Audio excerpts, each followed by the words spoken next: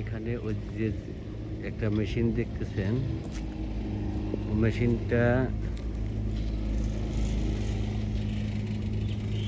এই মাটি ওর ভিতরে দিলে ঘুরিয়ে ঘুরিয়ে মাটি ছিনে ফেলায় দেয়, তারপরে কিন্তু এই ইট তৈরি করে। এই ইটগুলো নষ্ট বেরোইছে, সমস্যা নাই, এগুলো দিয়ে আবার ইট তৈরি হবে। এই যে মাটির গাছ, এখানে সারা বছর এরকম পাহাড়ের মতো উঁচু করে করে মাটি জমা করে সারা বছর ইট তৈরি করে। এখন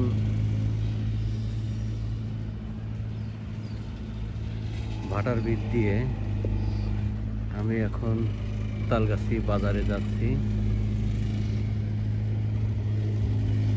এখানে এগুলো পুরান ইট,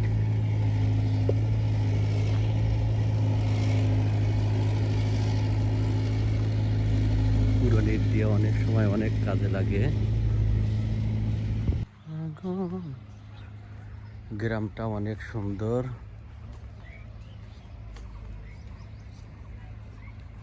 সবুজ ঘাস,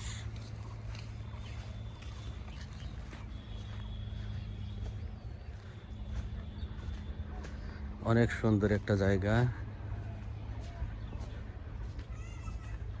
এই বাড়িতে রাত্রে বিশাল একটা অন্যায় হয়েছে। গরিব মানুষ, দুইটা গরু চোরেরা রাত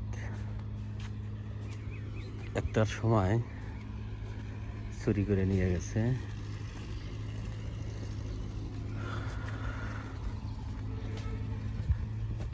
কপালে গরিব মানুষ, কপাল খারাপ। অনেক কষ্টে 2টা গরু কিনছে কিস্তি তুলে, চোরেরা সেই গরুটা চুরি করে নিয়ে গেছে।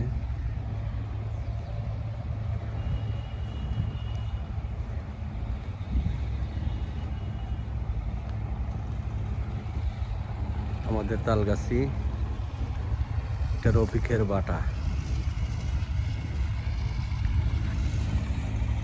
রফিক সাহেবের ভাটা।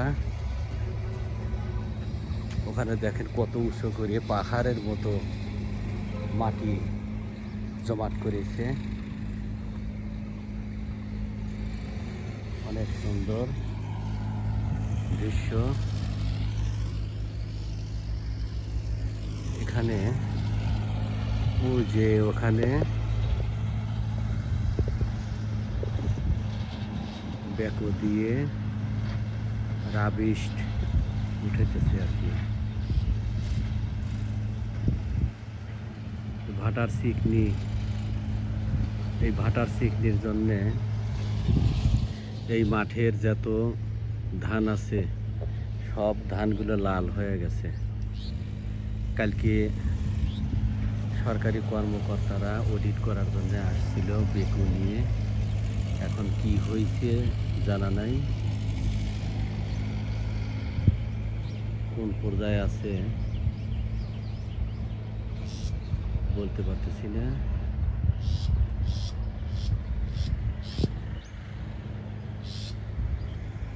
আমাদের এখানে ভাটার জন্য আম গাছের গোয়া পচিয়ে এমনি ধীরে ধীরে পড়ে যাচ্ছে, আমরা আম খাইতে পারি না। এখন ভাটার চিকনিগুলো যদি একটু উঁচু করে দিত তাহলে আমরা আম খাইতে পারতাম, কিন্তু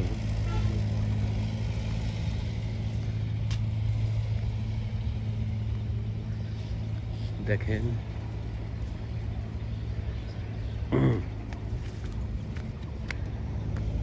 বাটায় অনেক জায়গা লাগে, কত সুন্দর উঁচু, পাহাড়ের মতো অনেক উঁচু, কিন্তু ওখানে ওটা খুবই টাফ ব্যাপার। ওখানে রাত্রে অনেক শিয়াল থাকে ওই জোরের ভিতরে। এত শিয়াল, এত পরিমাণ শিয়াল, বেশি রাত হলে এখান দিয়ে চলাচল করা অনেক টাফ ব্যাপার হয়ে যায়। সবাইকে ধন্যবাদ।